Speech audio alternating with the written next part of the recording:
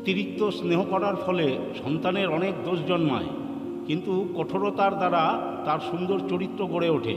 তাই সন্তান ও শিষ্যের প্রতি কোমল নয়, কঠোর হও। সাধুগণ সকল জীবকেই তার কৃপা প্রদান করে, এমনকি যাদের সদ্গুণ নেই তাদেরও।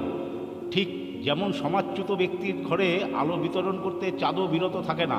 নখযুক্ত প্রাণী, শিংওয়ালা জন্তু, অস্ত্রধারী ব্যক্তি এবং রাজনীতিবিদকে কখনোই বিশ্বাস করতে নেই। দুই ধরনের হিংসুক প্রাণী আছে, যথা সাপ ও সাপের মতোই ক্রূর স্বভাব বিশিষ্ট মানুষ। এর মধ্যে সাপের মতো ক্রূর স্বভাব বিশিষ্ট মানুষ অধিক ভয়ানক। বিষের পাত্র থেকে অমৃত, অপবিত্র স্থান থেকে স্বর্ণ, সবচেয়ে নীচ ব্যক্তির কাছ থেকেও জ্ঞান এবং নীচ বংশের পরিবার থেকেও গুণবতী স্ত্রী গ্রহণ করা। স্বভাবত কেউই আমাদের বন্ধু কিংবা শত্রু হয় না, একমাত্র কাজের দ্বারাই মানুষ আমাদের বন্ধু কিংবা শত্রু হয়। শাস্ত্র অনন্ত, বিদ্যাও প্রচুর, সময় অল্প, অথচ বিঘ্ন অনেক। তাই যা সারভূত তারই চর্চা করা উচিত।